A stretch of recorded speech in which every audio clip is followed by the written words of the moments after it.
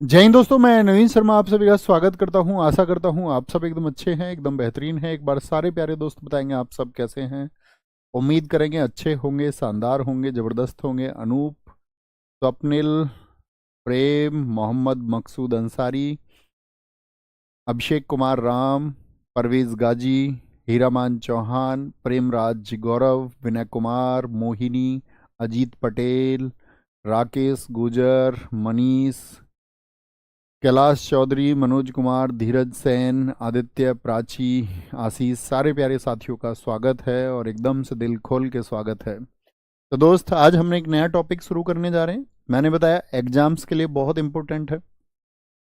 Exams में sports से खूब क्वेश्चन आते हैं। आप प्रीवियस ईयर देखोगे या कुछ भी देखोगे आप तो, और भी एग्जाम्स देखोगे एसएससी के अलावा, तो स्पोर्ट्स का एक हमेशा बहुत इंपॉर्टेंट एक मेजर रोल होता है। ठीक है, तो वहाँ से जो भी क्वेश्चन पूछे जाएंगे आप इन फ्यूचर बना पाओगे। उतनी सावधानी से, उतने धैर्य के साथ में धीरे धीरे पढ़ना है। पढ़ने के साथ में कभी भी भागदौड़ नहीं करनी है, जल्दबाजी नहीं करनी है। बस ये कि जो आप पढ़ते हैं उसको अच्छे से बस रिवाइज करते रहें, थोड़ा थोड़ा थोड़ा थोड़ा पढ़ के आगे बढ़ते रहें। तो शुरू करें आज की क्लास को। एक बार थम्स अप कर दो कि भैया हम एनर्जेटिक हैं, उत्साहित हैं स्पोर्ट्स के लिए। और स्पोर्ट्स के बारे में एक और बात बता दूं, इसमें हम स्पोर्ट्स का सब कुछ पढ़ेंगे। मतलब जो सबसे बड़े गेम्स हैं आपका, यानी ओलंपिक्स से शुरू करके आपका विंटर ओलंपिक्स, फिर आपका पैरालंपिक्स, फिर हम इसमें कॉमनवेल्थ गेम्स, एशियन गेम्स, फिर क्रिकेट के बारे में आपका जो क्रिकेट की ट्रॉफीज़ हैं आपका, ठीक है। उसी तरह फिर हॉकी, फुटबॉल, बेसबॉल, कबड्डी, कुश्ती, सब कुछ पढ़ेंगे। और क्या क्या क्वेश्चन बनते हैं वो सब आप देखोगे। जो भी कंटेंट होगा उस कंटेंट, शानदार से कंटेंट का मतलब होगा कि इन सब से क्वेश्चन पूछे जाते हैं। तो शुरू करें। ओके, शुरू करेंगे भैया। तो सबसे पहले शुरू करेंगे, सबसे बड़े गेम्स कौन से हैं पूरी दुनिया में बताएंगे, सबसे ज़्यादा चर्चित जो हैं। अब भैया अभी हुए थे पेरिस में, पेरिस ओलंपिक। ओलंपिक गेम्स सबसे ज़्यादा फेमस है। भैया आपने कहा था कल क्लास लेंगे और आपने क्लास नहीं ली थी। अरे भाई मुझे एक बात सुनो, घिरना थोड़ी था। मैंने देखा सबकी क्लास जो है वो डी शेड्यूल है। मतलब किसी ने क्लास शेड्यूल करवा नहीं रखी थी कि बच्चों की डिमांड है छठ पूजा के चक्कर में, और वो मैंने शेड्यूल करा ली शुभम से कह के। मैंने कि यार इसे शेड्यूल करा दो। इसने बताया जी और किसी की क्लास है नहीं। मैंने कहा बच्चे मुझे घेर लेंगे, बोले तुम ज़्यादा नेता हो रहे हो, तुम अलग से क्लास लोगे और कोई क्लास ले नहीं रहा। तो मैंने कहा भाई तुम मेरी क्लास भी हटा दो, है ना। तो आज पढ़ लेंगे, कोई नहीं। तो बच्चे कुछ फेस्टिवल मना रहे हैं तो फिर सबको मनाने देना है फेस्टिवल, ऐसा नहीं कि अपने अपने फेस्टिवल के लिए, है ना। आगे आएंगे सर। थोड़ा थोड़ा कराया करो। हाँ थोड़ा ही करते हैं यार, मंडे टू फ्राइडे तो पढ़ते हैं, थोड़ा ही होता है 5 दिन में, 2 दिन रिवीजन के होते हैं। ओलंपिक खेल, ओलंपिक खेल, देखो ओलंपिक खेल के लिए ओलंपिक डे मनाया जाता है, और ओलंपिक डे मनाया जाता है 23 जून को। क्यों भैया? देखो पहला ओलंपिक जो डे था वो 23 जून 1948 को मनाया गया। क्यों भैया 23 जून को ही क्यों? देखो कोई भी जब गेम होता है उसको ऑर्गेनाइज करने के लिए साथ ही एक संस्था चाहिए या नहीं चाहिए।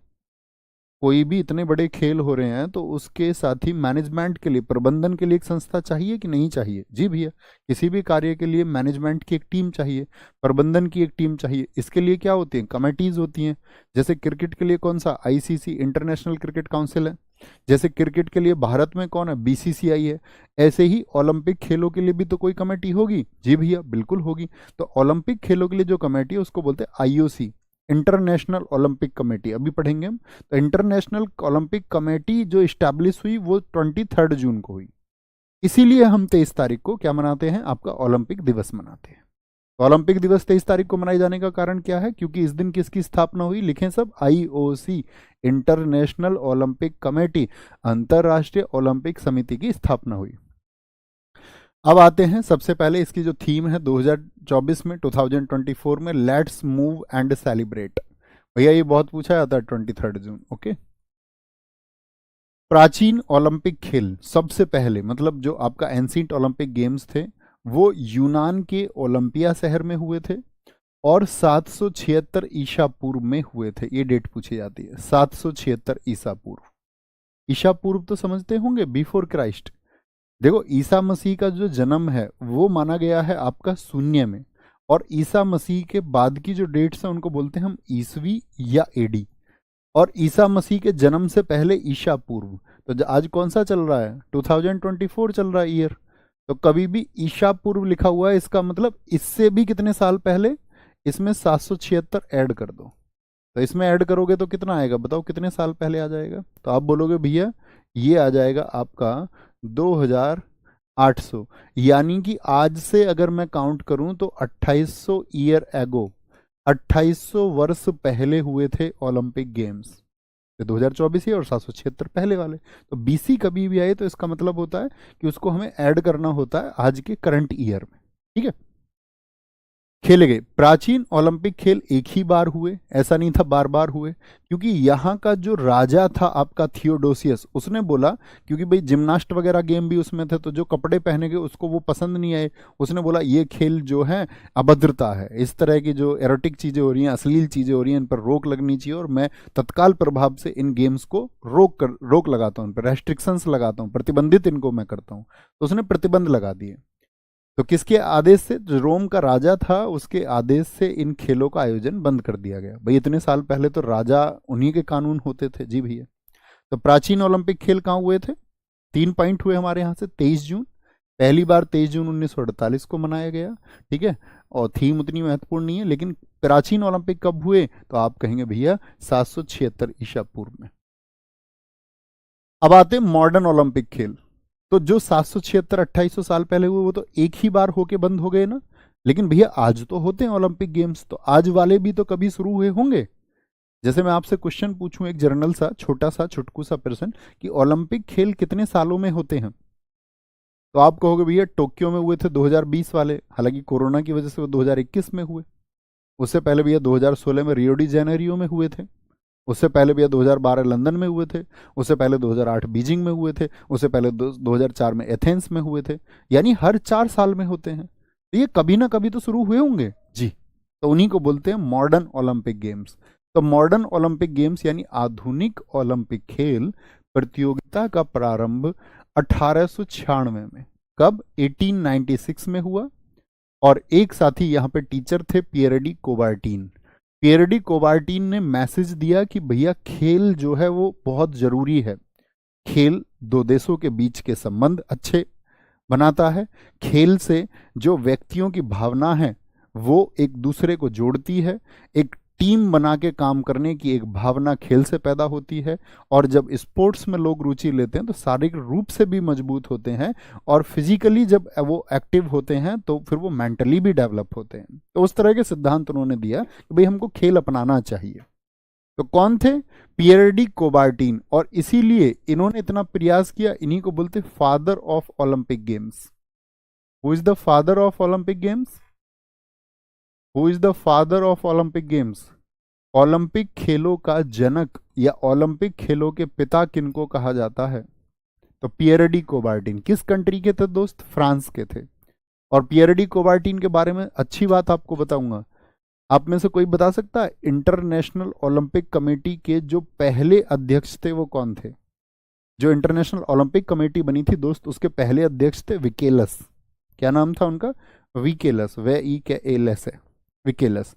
और दूसरे जो आपका चेयरमैन बने थे आईओसी के, वो पियर डी कोबार्टीन ही थे। तो याद रख लेना, आईओसी के दूसरे अध्यक्ष भी हैं। क्या बोलोगे, इंटरनेशनल ओलंपिक कमेटी के सेकंड प्रेसिडेंट भी ये रहे हैं। सेकंड चेयरमैन बोले, प्रेसिडेंट बोले, एक ही बात है, अध्यक्ष बोले। तो आप पूछेंगे पहले कौन थे, तो पहले थे आपका विकेलस। इंटरनेशनल ओलंपिक कमेटी के जो पहले चेयरमैन थे वो थे भैया विकेलस। याद रखेंगे बच्चों जी। अंतरराष्ट्रीय ओलंपिक समिति की स्थापना किस डेट को हुई थी, 23 जून को। और कब हुई थी, 1894 में। इंपोर्टेंट डेटा है, बहुत इंपोर्टेंट है। हेडक्वार्टर कहां पर है इसका, लुसाने, स्विट्जरलैंड में है। आईओसी के वर्तमान अध्यक्ष कौन है, थॉमस बाक हैं। क्या बोलेंगे, थॉमस बाक। भारतीय ओलंपिक संघ भी बना कि भाई इंडिया भी ओलंपिक खेलों में पार्टिसिपेट करता है या नहीं, तो आप कहेंगे जी भैया। तो इसके लिए बना Indian Olympic council. Indian Olympic council वो है इंटरनेशनल ओलंपिक काउंसिल। ये तो थी इंटरनेशनल ओलंपिक काउंसिल। इंटरनेशनल समझ रहे हो ना, अंतरराष्ट्रीय ओलंपिक काउंसिल है। और ये क्या है, ये है साथी हमारा भारतीय ओलंपिक संघ आईओसी। इसको कई बार हम आईओ भी बोलते हैं, Indian Olympic association. Indian Olympic association इसको हम कहते हैं। तो भारतीयों ने भी बोला भाई एक एसोसिएशन हम भी बनाएंगे अपना, ठीक है, ताकि हम अपने गेम को इम्प्रूव कर पाएं। और गेम को इम्प्रूव कर पाने के लिए भारतीय ओलंपिक संघ कब बना, तो आप बोलना 1927 में, और ना जाने कितनी बार एसएससी ने पूछा है, 1927 में नई दिल्ली में। पहले अध्यक्ष कौन थे आपका, जेआरडी टाटा इसके पहले अध्यक्ष थे। कोई दिक्कत, इतनी बात में, छुटकी सी बात में नहीं भैया। छोटे छोटे पॉइंट कौन से पढ़े जरा मेमोराइज कीजिए, कौन से पढ़े बताएंगे भाई फटाफट से। तो आप कहेंगे भैया ओलंपिक गेम दुनिया में सबसे चर्चित गेम है। ओलंपिक गेम्स जो आपका हुए सबसे पहले कब हुए थे बताएं जरा डेट, सोचें। 776 ईसा पूर्व। लेकिन रोम के राजा ने ओलंपियम जो हुए उनको क्या बोल दिया, उनको रेस्ट्रिक्टेड कर दिया, प्रतिबंधित कर दिया। एक ही बार वो हुए। आधुनिक ओलंपिक खेल कब शुरू हुए, तो आप बोलेंगे भैया आधुनिक शुरू हुए 1896 से, ठीक है, यूनान के एथेंस से शुरू हुए, अभी बात करेंगे उनकी। और 23 जून 1894 को क्या हुई, इंटरनेशनल ओलंपिक काउंसिल की स्थापना हुई। कौन इनके लिए एफर्ट्स लगा रहे थे, पियर डी कोबार्टिन फ्रांस के, वो इंटरनेशनल ओलंपिक कमेटी के सेकंड हेड थे। फर्स्ट हेड कौन बताया मैंने आपको, विकेलस थे। उसी तरह भारत ने बनाया अपना एसोसिएशन, इंडियन ओलंपिक एसोसिएशन। उसकी इस्टेब्लिशमेंट कब हुई, तो आप बोलेंगे उसकी स्थापना भैया 1927 में हुई नई दिल्ली में। और उसके अध्यक्ष कौन थे, टाटा साहब थे। कौन थे, टाटा थे, ठीक है। 23 जून भैया, 23 जून, बहुत बढ़िया, वेरी गुड। इसी तरह अच्छे बच्चे बने रहिए। लेकिन अभी इंडियन ओलंपिक संघ के वर्तमान में अध्यक्ष कौन है, तो ओलंपिक संघ के अध्यक्ष नहीं, अध्यक्षा बोलते हैं। स्त्री के लिए, पुरुष के लिए आता अध्यक्ष और महिला के लिए अध्यक्षा। आ लगा के स्त्रीलिंग बनाते हैं, हिंदी में पढ़ते होगे ना। अनुज का स्त्रीलिंग अनुजा होता है, अग्रज का अग्रजा होता है। तो भैया पीटी उषा हमारे यहाँ पे खिलाड़ी हैं भैया। 1984 क्यों लिखा हुआ है, क्योंकि 1984 में ये पहली ओलंपियन थी जो 4th प्लेस पे पहुंची थी। पहली ओलंपियन, या बोले पहली महिला ओलंपियन थी, पहली महिला ओलंपियन थी जो 4th प्लेस पे गई थी। पीटी उषा नाम सुना है कभी, हमसे पूछ लिया था हमारे स्कूल में एक बार, पीटी उषा का पूरा नाम, पूर्वलिकांति टेक परमिल उषा, हमने तुरंत बता दिया। पीटी उषा पहली ओलंपियन, क्या बोलोगे, 4थे स्थान पे आई थी और पहली महिला अध्यक्ष बनी है, इसीलिए बहुत इंपॉर्टेंट है। अब से पहले कोई भी महिला ऐसी नहीं थी जो भारतीय ओलंपिक संघ की अध्यक्षा बनी हो। 14 अक्टूबर 2023 को नरेंद्र मोदी जी ने मुंबई में अंतर्राष्ट्रीय ओलंपिक समिति के 141वें सेशन का उद्घाटन किया। इसका इंटरनेशनल ओलंपिक कमेटी। तो आपसे मैं पूछूंगा अभी 2023 में 2023 में भारत के किस शहर में इंटरनेशनल ओलंपिक कमेटी के 141वें सत्र का उद्घाटन हुआ था, या 141वां सत्र हुआ था। तो क्या आंसर आएगा आपका, क्या आंसर आएगा, 141वां जो सेशन है वो किस शहर में हुआ इंडिया के, भैया मुंबई में हुआ। कहां पे, मुंबई में। इससे पहले कभी भारत ने ये किया है क्या, जी भैया, भारत ने जब क्रिकेट का वर्ल्ड कप जीता था 1983 में, उस वर्ष भी हमारे यहाँ पे इंटरनेशनल ओलंपिक कमेटी का जो 86th सेशन था, 86वां सत्र था। तो आप कहेंगे भैया ये सत्र मतलब क्या हुआ कि वो 86वां 141वां, दरअसल में क्या होते हैं, दुनिया में जो लोग ओलंपिक में पार्टिसिपेट करते हैं, जो देश भाग लेते हैं, जिन देशों ने भाग लिया, तो उन देशों में अलग अलग जाके क्या करते हैं, ओलंपिक खेलों को बढ़ावा देने के लिए, ओलंपिक खेलों में लोगों का इंटरेस्ट यानी रुचि बढ़ाने के लिए मीटिंग्स करते हैं। उन्हीं को बोलते हैं आईओसी के सेशंस, इंटरनेशनल ओलंपिक कमेटी के सेशंस बोलते हैं। तो कहाँ पे, मुंबई। एक बच्चे ने लिखा है पीटी उषा को उड़न परी कहते हैं। हाँ, उपनाम हम पढ़ेंगे, बिल्कुल पढ़ेंगे, ठीक है। ओलंपिक ध्वज, ओलंपिक फ्लैग, मैंने पीटी उषा की बुक बताई थी आपको, वो बताओ कोई। ओलंपिक ध्वज, अब एक फ्लैग होता है ओलंपिक गेम्स में, देखिए जरा कितने यहाँ पे आपको, कितने यहाँ पे सर्कल दिख रहे हैं और टोटल कलर कितने दिख रहे हैं ये भी बताइए, टोटल कलर। तो ध्वज के मध्य में 5 चक्र हैं, क्या है आपका, 5 सर्कल हैं जो एक दूसरे को साथी मिले हुए हैं। आप कहेंगे जी भैया मिले हुए हैं, जो विश्व के 6 महाद्वीपों को दर्शाते हैं। ये क्या बात हुई भैया, 5 तो चक्र हैं और महाद्वीप 6, यानी कि कोई एक चक्र ऐसा है जो 2 को दर्शा रहा होगा, जो 2 को साथी आपका क्या बोलेंगे, 2 को आपका शो करता होगा, जी भैया करता होगा। 6 महाद्वीप ही क्यों भैया, कॉन्टिनेंट हमारे टोटल कितने, आप कहेंगे 7 है। तो आप कहोगे भैया 7 कॉन्टिनेंट क्यों नहीं है? 7 कॉन्टिनेंट इसीलिए नहीं है क्योंकि जो आपका एक कॉन्टिनेंट है अंटार्कटिका, अंटार्कटिका पर लोग ही नहीं रहते। अब जब वहां पे लोगों का रेजिडेंस ही नहीं है, लोग वहां पे निवास ही नहीं करते, तो वो खेलों में क्या भाग लेंगे? तो जिसके आपका महाद्वीप के लोग शामिल ही नहीं है, उनकी संख्या क्यों लेंगे? उनकी संख्या क्यों लेंगे? बहुत बढ़िया। तो क्या बोलेंगे, ऐसे ब्लू कलर यूरोप के लिए है, ब्लैक कलर के लोग अफ्रीकन, रेड कलर जो है ये दो महाद्वीपों को, north America and south America, north and south America.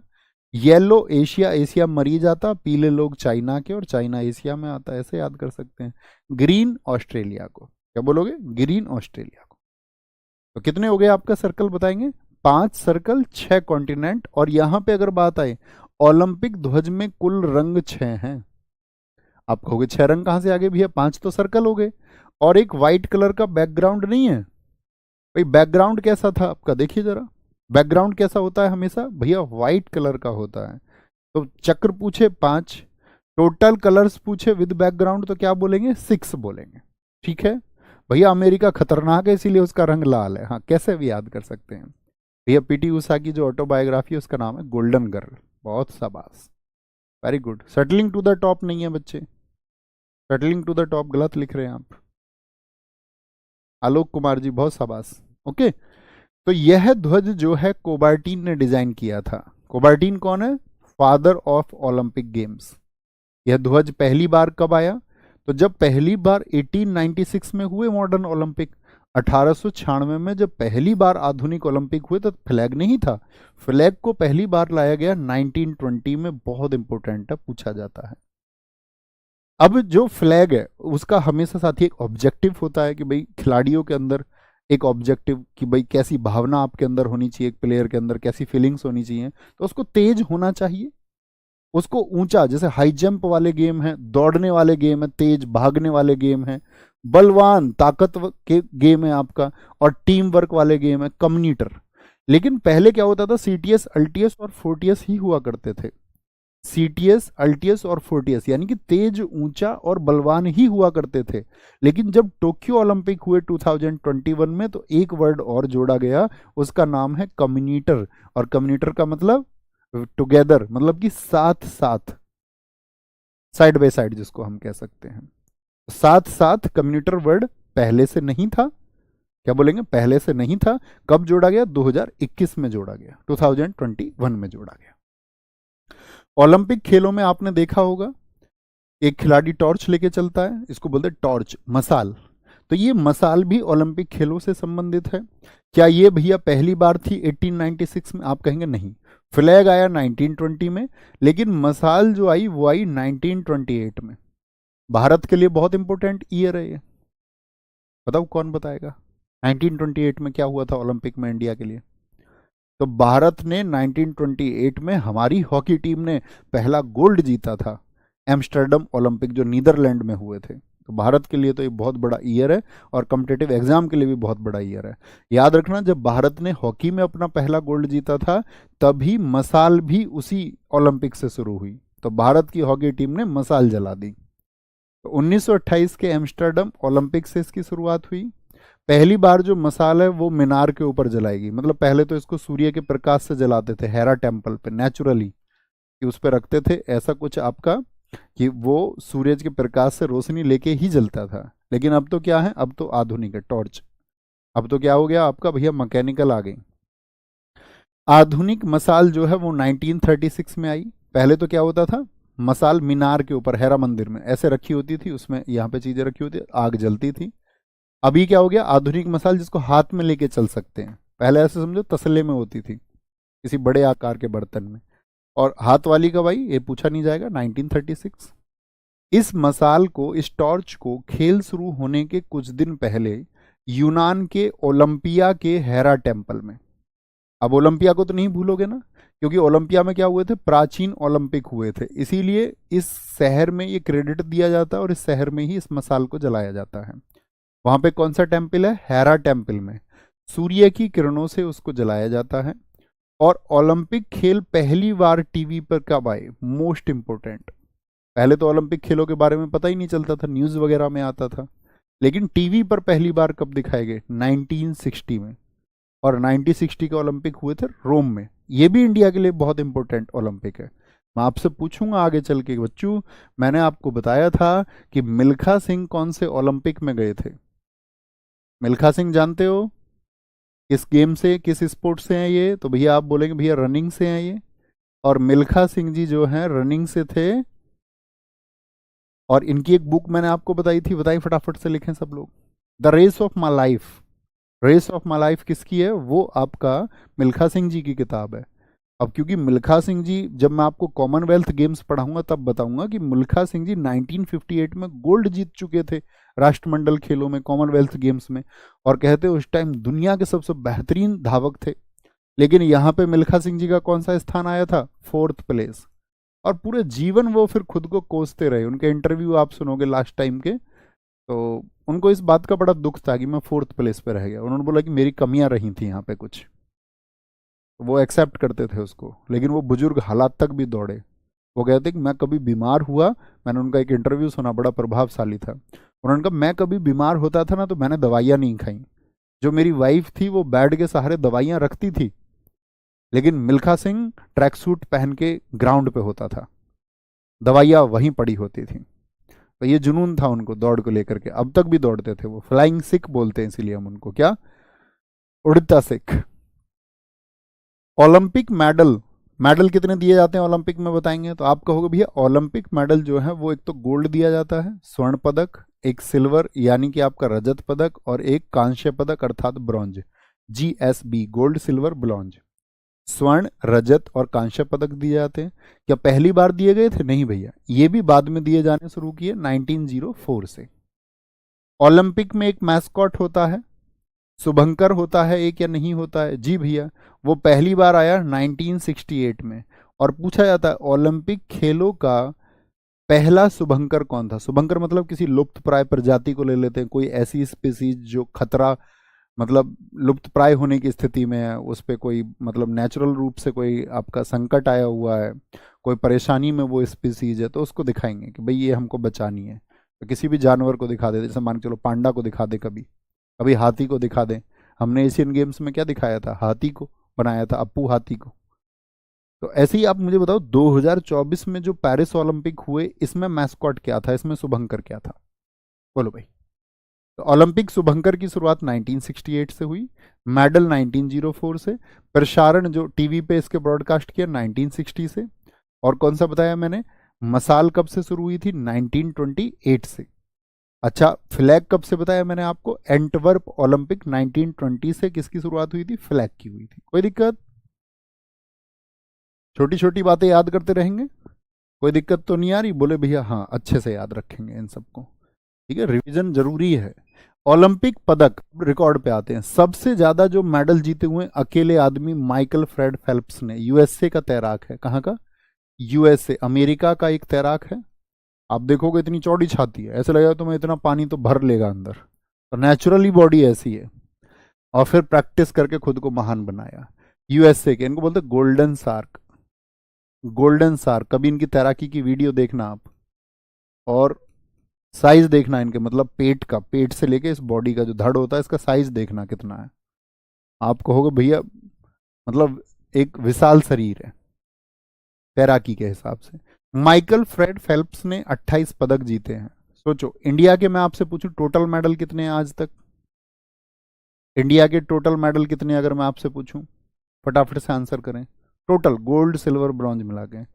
तो कोई कोई व्यक्ति ऐसा होता है जो अपने देश को बहुत ऊपर स्थान पहुंचा देता अपनी मेहनत से, उन्हीं में से माइकल फ्रेड फेल्प्स है। तो फेल्प्स ने 23 तो गोल्ड जीते हैं। अगर मैं बात करूं इंडिया, आज तक पूरे देश, हमारे पूरे देश ने आज तक 10 गोल्ड जीते हैं, जिसमें से 8 हॉकी के हैं, एक आपका अभिनव बिंद्रा जी का है, और एक आपका नीरज चोपड़ा जी का है। ठीक है, तो उन्होंने गौरवान्वित किया है देश को। अकेले 23 गोल्ड, 3 सिल्वर और 2 ब्रॉन्ज, कुल मिला के कितने? 28 मेडल। और 2008 में जो बीजिंग ओलंपिक था, जहां पे अभिनव बिंद्रा जी ने गोल्ड जीता था, आगे चल के पढ़ेंगे। 2008 में बीजिंग ओलंपिक में इन्होंने 8 मेडल जीते, और ये वर्ल्ड रिकॉर्ड है, अभी तक ब्रेक नहीं हुआ है। इन्होंने तो ब्रेक कर दिया था मार्क स्पिट्ज का रिकॉर्ड, लेकिन इनके रिकॉर्ड को अभी तक कोई ब्रेक नहीं कर पाया है, कोई ब्रेक नहीं कर पाया। भैया बोलेंगे भाई फटाफट से 41 41 41। भैया जी हिंदी में बोलिए। और दोस्त मैं क्या उर्दू में बोल रहा हूँ? भाई मैं क्या उर्दू में बोल रहा हूँ? हैं? तो सबसे ज्यादा बताएंगे जो साथी आपका मेडल। देखो जो मैं बोलता हूँ ना, तो अगर मैंने मान के चलो मेडल बोल दिया, तो हिंदी में यहाँ देख लो पदक लिखा हुआ है। अब ऐसा तो नहीं मैं पदक भी बोलूँ और मेडल भी बोलूँ, ये तो इनजस्टिस है भाई मेरे साथ में। आगे मार्क स्पिट्ज का रिकॉर्ड तोड़ा था। मार्क स्पिट्ज का रिकॉर्ड था 1972 के म्यूनिख ओलंपिक में। उसने कितने जीते थे मार्क स्पिट्ज ने? 7। 7 मेडल जीते थे। लेकिन अब ये रिकॉर्ड आपको याद नहीं रखना है। जो रिकॉर्ड ब्रेक हो जाता है उसको याद नहीं रखना होता है, जो रिकॉर्ड बन जाता है उसको याद दुनिया रखती है। तो क्या बोलेंगे मार्क स्पिट्ज का रिकॉर्ड किसने तोड़ा? फेल्प्स ने। क्योंकि मार्क स्पिट्ज का रिकॉर्ड कितना था? 1972 म्यूनिख ओलंपिक। और खतरनाक, बहुत खतरनाक ओलंपिक है ये म्यूनिख ओलंपिक। इस पर मूवी बनी है। क्योंकि इस ओलंपिक में जब ये चल रहा था जर्मनी में, तो आतंकवादी घुस गए थे अंदर। आतंकवादी घुस गए थे, याद रखना इस बात को। आतंकवादियों ने यहाँ पे टेक ओवर कर लिया था, बहुत गोलियां चली थी यहाँ पे अंदर। ठीक है। बाद में फिर क्या हुआ था, क्योंकि यहाँ पे वो इसराइल, आप जानते हैं इसराइल और फिलिस्तीन का संघर्ष है, इसराइल एंड पैलेस्टीन, सुना होगा ना ये तो, कि इसराइल जो है वो टकराता रहता है, फिलिस्तीन उससे टकराता रहता है। तो यहाँ पे इजरायली सैनिकों के ऊपर हमला करने पहुंच गए थे फिलिस्तीनी, और इजरायली सैनिकों को बंधक बना लिया था उन्होंने। और इसके बाद ही एक्टिव हुई थी आपका इसराइल की। आपने सुना होगा कि भैया इसराइल के पास एक स्पाई एजेंसी है, यानी कि एक गुप्तचर विभाग है जिसको बोलते हैं मोसाद, जिसमें अक्सर महिलाएं हैं। और जितने भी आतंकवादी और उनके परिवार वाले यहाँ पे आए थे, मोसाद के लोगों ने उनको चुन चुन के मारा सबको, पूरी दुनिया में कहीं भी थे वो। बहुत खतरनाक इंटेलिजेंस एजेंसी है उनकी, स्पाई है उसमें। ठीक है, याद रख लेना। यहाँ पे खिलाड़ी भी मारे गए थे, कई 10 से ज्यादा खिलाड़ियों की मौत हुई थी। तो किसका रिकॉर्ड तोड़ा था भैया? मैंने आपको बताया कि फेल्प्स ने 28 मेडल टोटल जीते हैं। एक ही ओलंपिक में 8 मेडल जीत लिए, एक ओलंपिक में। और किसका रिकॉर्ड तोड़ा? मार्क स्पिट्ज का। ऐसे ही महिलाओं में अकेली लारिसा लेतिनीना है रूस की, और जिम्नास्टिक में इन्होंने पदक जीते हैं साथी आपका 18। 18 इंपोर्टेंट है, बहुत इंपोर्टेंट। फेल्प्स के कितने? 28। इनके कितने हैं? 18। 18 में से इनके गोल्ड कितने हैं? 9 है। गोल्ड याद रखने की जरूरत नहीं है, ये अलग से सिर्फ याद रख लेना। जो महिला है उनके मेडल कितने हैं? 18। और जो फेल्प्स थे, फेल्प्स के कितने थे आपका? टोटल 28। ये दोनों डेटा याद रखने हैं, भूलना नहीं है ना। महिलाओं ने ओलंपिक में क्या 1896 वाले में भाग लिया था एथेंस में? आप कहोगे नहीं भैया, महिलाओं ने 4 साल बाद, यानी दूसरे ओलंपिक में। यानी कि भैया पहले ओलंपिक में क्या सिर्फ पुरुष पुरुष थे? आप कहेंगे जी भैया। भैया क्या भारत 1920 के ओलंपिक में था? जी भैया। 1920 में भारत का पूर्णिमा बनर्जी के मतलब चीफ बनाई गई थी उस डेलीगेशन की, उस दल की। और 1920 में हमारा दल गया था। चलो भाई, बेटा पढ़ाई में ध्यान लगाएं, यहाँ पे इस तरह की बातें ना लिखें सर मेरे गांव वाले मुझे गिराना चाहते हैं। आज तक दुनिया में कोई किसी से नहीं गिर पाया है। व्यक्ति अपनी ताकत से खड़ा होता है, अपने हौसलों से खड़ा होता है। ठीक है, तो हौसला रखिए, दुनिया पे इग्नोर कर देना यार उसको, उस चक्कर में मत रहो। पड़ोसी वड़ोसी के वैसे ही बहुत लोग बहुत ज्ञान देते हैं। मैं तो पुराने स्टूडेंट से भी कहता था कि आपको माइंडसेट उस तरह का नहीं बनना। मैंने सुना बहुत सारे लोग बोलते हैं कि भाई तुमको पड़ोसी के घर मिठाई भिजवानी है, जो पड़ोसी जलेगा अपनी कामयाबी की उसके यहाँ 1 किलो फालतू भिजवानी है। आपको ध्यान ही नहीं देना, इतनी बहुत छोटी चीज़ें हैं आपके जीवन की। आपको ध्यान देना है अपनी सफलता पर, आपको ध्यान देना उन लोगों पर जो आपकी सफलता से प्रसन्न होंगे। कौन लोग हैं वो जो खुश होते हैं, जो आपको तरक्की करते हुए देखना चाहते हैं? आपका कोई दोस्त होंगे, फैमिली में मम्मी पापा भाई बहन, इनके लिए अपना जीवन समर्पित कर दो ना तुम। उससे लेना क्या है तुमको जो तुमसे ईर्ष्या रखता है या जलन रखता है? आपको लगता है उसकी जलन की भावना कभी कम होगी? जितना तुम कामयाब होगे उसकी जलन उतनी बढ़ेगी। इससे अच्छा उसको इग्नोर कर दो। ठीक है, वो क्या सोचता हमें फर्क नहीं पड़ता। आपको अपनी मेहनत में विश्वास रखना है। सबसे ज्यादा बार ओलंपिक कहाँ पे हुए हैं? जैसे मैं आपसे पूछूं, जो अभी आपका पेरिस में ओलंपिक हुए, बताओ ये कौन से नंबर के ओलंपिक थे? तो आप कहोगे भैया ये 33वें ओलंपिक थे, कौन से थे? 33 आपका, यानी कि ये 33वें थे आपका। तो 33 ओलंपिक जो टोटल हो चुके हैं उनमें से सबसे ज्यादा बार ओलंपिक जो हुए हैं वो यूएसए में हुए हैं। यूएसए में अब तक 4 हो चुके हैं, 1904, 1932, 1984 और 1996। 2028 के अगले वाले कहां पर होंगे? वो भी यूएसए में होंगे, एलए में। कैप पे तुमने लिखा देखा होगा बहुत बार एलए। एलए का मतलब होता है लॉस एंजल्स शहर, लॉस एंजल्स में। अमेरिका के किस शहर में? यूएसए बोले तो किसको? अमेरिका को। तो अमेरिका के किस शहर में होंगे अगले ओलंपिक? जो 34th होंगे आपका, 34वें ओलंपिक होंगे, 34वें ओलंपिक होंगे। बहुत सारे बच्चों ने बताया है अभी आपका, भैया आपका किसके बारे में, कि 2024 में जो मैस्कॉट था वो फ्रीज था, freeze. Very good, very good. Africa कौन सा कॉन्टिनेंट है जिसमें एक भी बार ओलंपिक नहीं हुआ? आप कहोगे क्यों भैया, ये तो पार्शलिटी है, यहाँ पे नहीं हुआ। नहीं, दरअसल में जब ओलंपिक खेल होते हैं तो उनके लिए दावेदारी करते हैं सारे लोग, बहुत सारे देश उसके लिए अप्लाई करते हैं, बोली लगती है वहाँ पे। लेकिन ओलंपिक कमेटी भी ये देखती है कि भाई ये देश इनको अच्छे से कर पाएगा या नहीं। तो भैया पैसा लगता है क्या बहुत ज़्यादा? हाँ जी, ओलंपिक खेलों के आयोजन में बहुत सारा पैसा लगता है, कमाई भी बहुत सारी होती है। लेकिन उसके बाद में क्या होता है, जैसे मैं आपको एक एग्जांपल बताऊं, 2016 के ओलंपिक का, वो हुए थे रियो में। तो रियो में, रियो डी जेनेरियो में जब ब्राजील में खेल हुए तो उन्होंने बहुत सारे स्टेडियम बनाए, बहुत कुछ बनाया, लेकिन बाद में उनको इवेंट नहीं मिल पाए। तो उन्होंने जो बड़े बड़े स्टेडियम बनाए उनका जो बिजली का खर्चा, वहाँ पे जो मेंटेनेंस का स्टाफ है, वो बाद में देश के ऊपर एक कर्ज की तरह थोप गया। मतलब उनको अब तक भी इवेंट्स नहीं मिले हैं। एक बार तो अर्निंग हुई, लेकिन बाद में जो मैनेजमेंट चलता है ग्राउंड्स का वहाँ पे, फिर तुम्हें पता है ना यार, क्रू चाहिए, स्टाफ चाहिए, और स्टाफ को सैलरी चाहिए। वो इतने बड़े बड़े स्टेडियम, इतना बड़ा सिटी सा बसता है एक अलग से, ये समझिए। जैसे भारत में हुआ था कॉमनवेल्थ गेम्स में, राष्ट्रमंडल खेलों में, खेलगांव बसाया गया था दिल्ली में। तो पैसा बहुत लगता है, ठीक है। तो उसके लिए फायदा कब होता है? जब इवेंट्स लगातार मिलते रहें। तो अफ्रीका में उस तरह की कंट्रीज भी नहीं थी, ना दावेदारी उन्होंने की, ना आईओसी ने बोला कि भाई हम तुमको दे तो देंगे कोई एक इवेंट, लेकिन तुम सस्टेन नहीं कर पाओगे खुद को, तुम्हारे ऊपर एक कर्ज बन जाएगा, कर्ज बन जाएगा, ठीक है। 2021 में ओलंपिक गेम ये साथी आपका टोक्यो में हुए, ठीक है। 2020 वाले थे, लेकिन 20 में कोरोना था, आप सबको पता है, टोक्यो में। 2024 में ओलंपिक गेम पेरिस फ्रांस में हुए, 2024 में, ये अभी रिसेंट वाले हैं। 2028 में कहाँ पे होंगे? एलए अमेरिका में होंगे। 2032 के साथ ही ब्रिस्बेन में होंगे, और 2036 के ओलंपिक गेम अहमदाबाद भारत। प्रस्तावित हैं, ये अभी प्रस्तावित है, यानी कि चेंज भी हो सकते हैं अभी, ठीक है। अभी ऐसा नहीं है कि पक्का होंगे यहाँ पे, लेकिन पूरी पूरी उम्मीद है कि भारत के गुजरात में 2036 में होंगे। तो ये याद रखेंगे। 2032 के ऑस्ट्रेलिया, 2028 अगला वाला सबसे ज़्यादा पूछा जाता है, इसके सबसे ज़्यादा पूछे जाने के चांसेस होते हैं, मोस्ट इंपॉर्टेंट। पेरिस तो अब सबको पता ही है, जन जन बच्चा जानता है। 3 बार ऐसा हुआ है कि ओलंपिक खेल जो है वो कैंसिल करने पड़े हैं। वाई भैया, क्यों? देखो, फर्स्ट वर्ल्ड वॉर जो हुआ हमारे यहाँ, फर्स्ट वर्ल्ड वॉर समझ रहे हो, पूरी दुनिया के देश आपस में लड़ गए, मित्र राष्ट्र और धुरी राष्ट्र।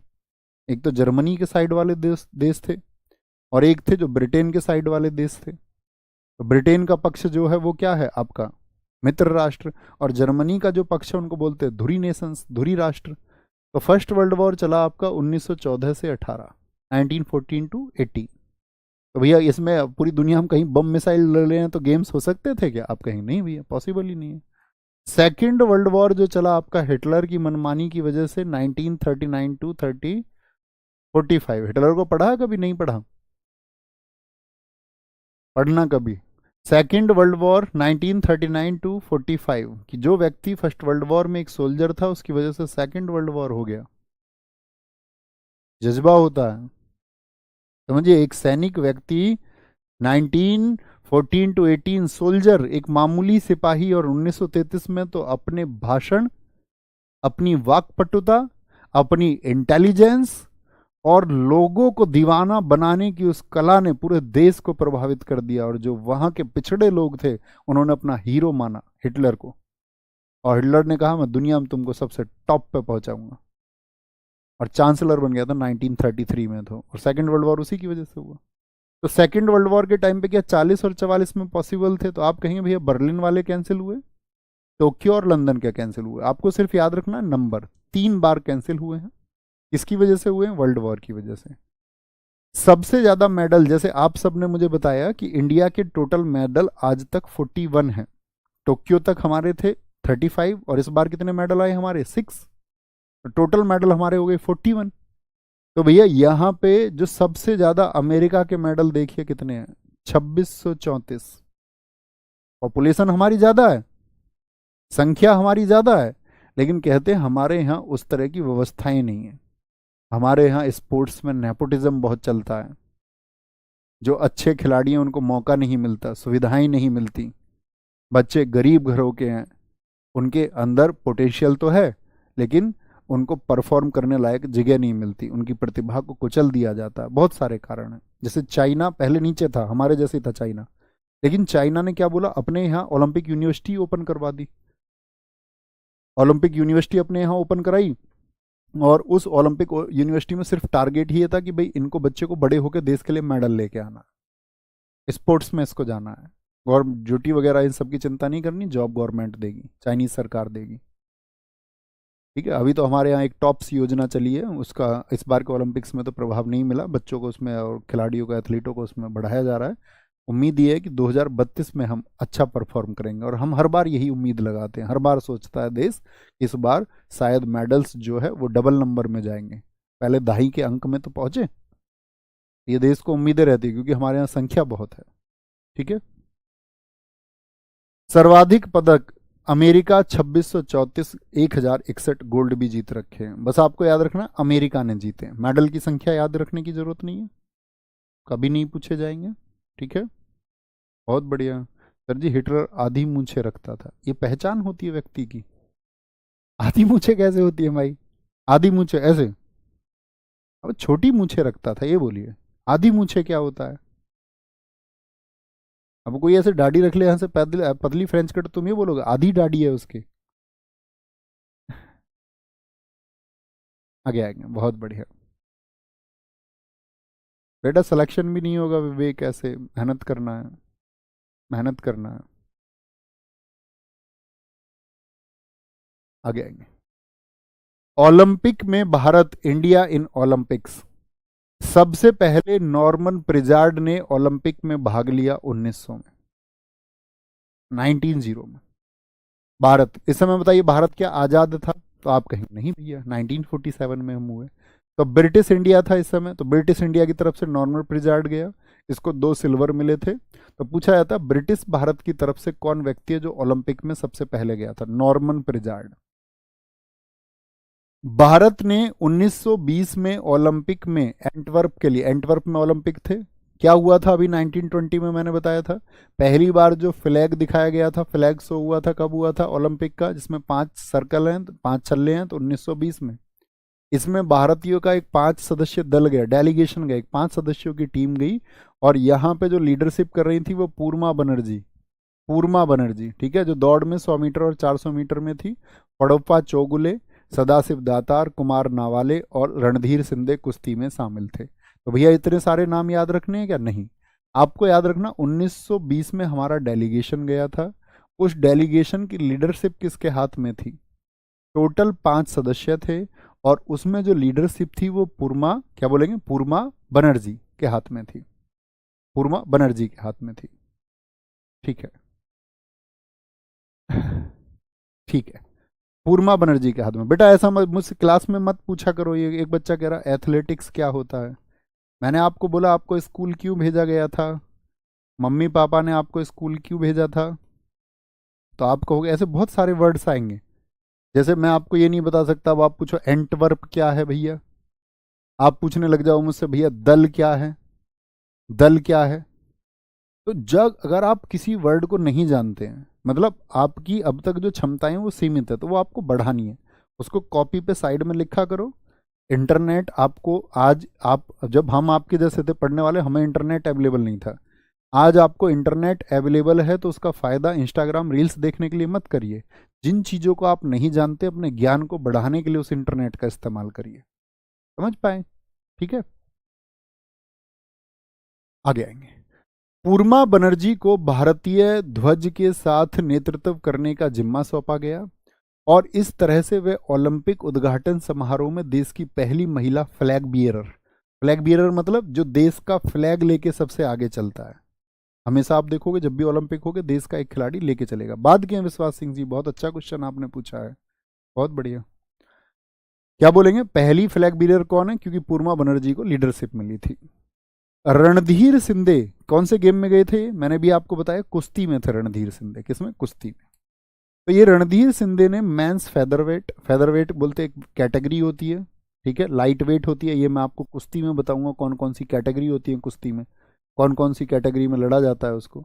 तो इन्होंने ग्रेट ब्रिटेन के हेनरी इनमैन को हरा के ओलंपिक में भारत की पहली जीत। गए तो 5 लोग थे, लेकिन प्रथम भारतीय जिसने, मतलब मेडल तो नहीं जीता इन्होंने, कोई मेडल नहीं आया इनके हिस्से में, लेकिन पहली विन जो थी इनकी, पहली जो जीत थी वो इन्होंने हासिल की थी।